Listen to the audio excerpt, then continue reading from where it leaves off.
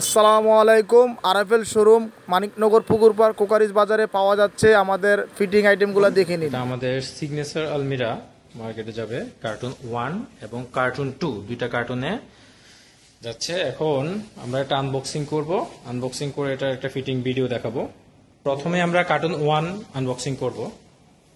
Cartoon 1 এর ভিতরে এখানে কর্ড শিটের মধ্যে আমাদের মিররটা এখানে রাখা আছে। এই মিররটা খোলার সময় সর্বপ্রথম আমরা এখান থেকে একটা পার্ট বের করে নেব।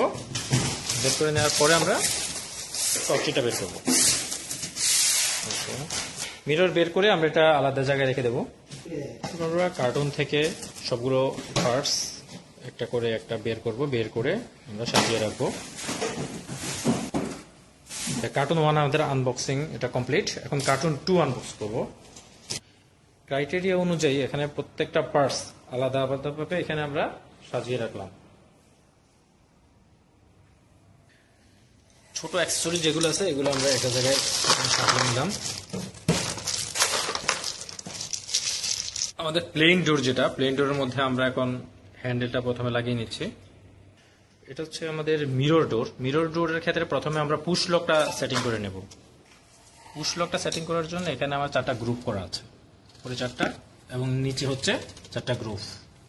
ওটা গ্রুপের উপর বসাবো।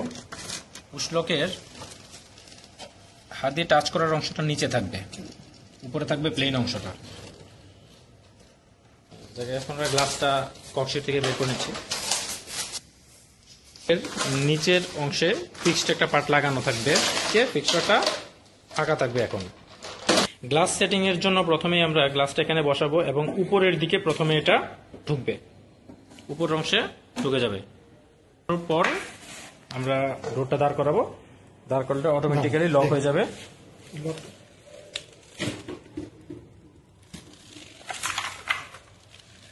এটা হওয়ার পরে আমাদের দুটো লক আছে, ছোট লক দিয়ে আমরা গ্লাসটা লক করে দেবো।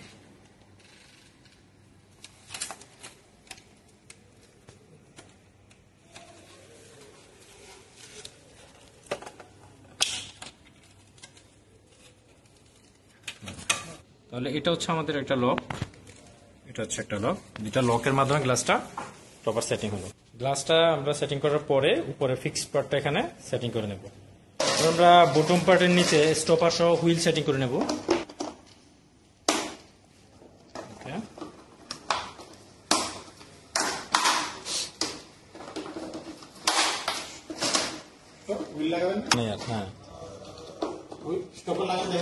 হ্যাঁ, স্টপার লাগানো দেয়।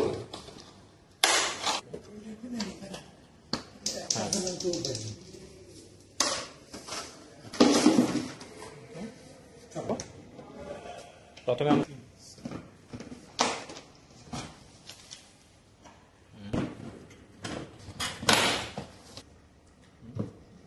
আমাদের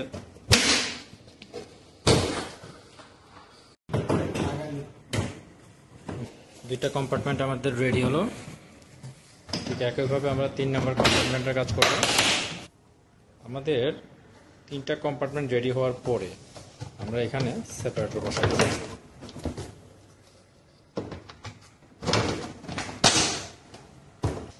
এর উপরে আমরা মিডল ফ্রেমটা সেট আপ করবো।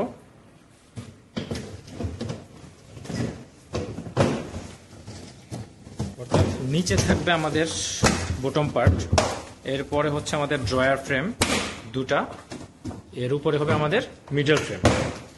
এখন আমাদের ড্রয়ারের যে পার্টগুলো এগুলো কমপ্লিট হয়েছে। এক্ষেত্রে আমরা ছোট সাইড পার্ট এবং ছোট ব্যাক পার্ট ব্যবহার করলাম।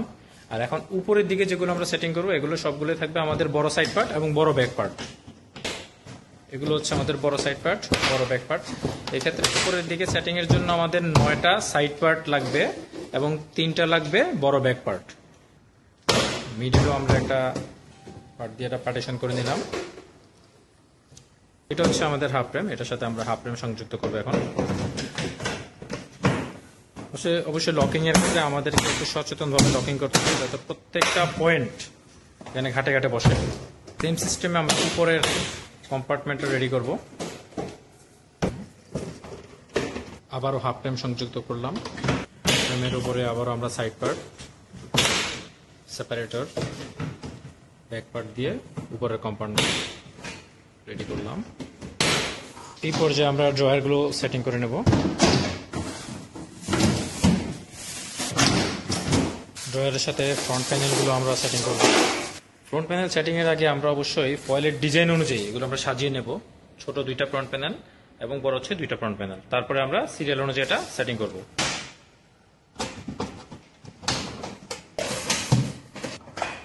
আমাদের ড্রয়ার পার্ট টোটাল কমপ্লিট।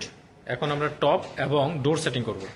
আমরা টপ পার্টটা যখন এটার উপরে বসাবো পুরোপুরি লকিং করব না, আমরা ঘাটে ঘাটে এটা প্রথমে সেটিং করে রাখবো। যখন আমরা ডোরটা সেটিং করতে যাব তখন এটা লকিংটা কমপ্লিট করতে হবে। আমাদের যেই হ্যাঙ্গার রড আছে এটা এখানে গ্রুপে আমরা সেটিং করে দিলাম, হ্যাঙ্গারগুলোর ভিতরে থাকবে।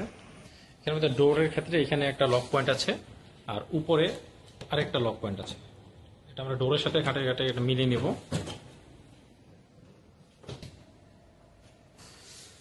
যাক, এখন সব দিক থেকে আমরা পেস্ট করে করে এগুলো লকটা সেটিং করে নেব। আমাদের আলমিরা সেটিং টোটাল কমপ্লিট। এটা ছাবি দেওয়া আছে, কি দেওয়া আছে, এটা আকিজের পক্ষ থেকে যাচ্ছে। যখন আমরা লক করব, লক করার ক্ষেত্রে একটা সিস্টেম আছে। প্রথম আমরা গ্লাস ডোর যেটা এটা লাগাবো, এটা ক্লোজ করব। এটা ক্লোজ করার পরে ভেতরে যে পুশ লক থাকবে পুশ লকের মাধ্যমে আমরা লক করে নেব। তারপর আমরা কিয়ের মাধ্যমে মেইন ডোর লক করব।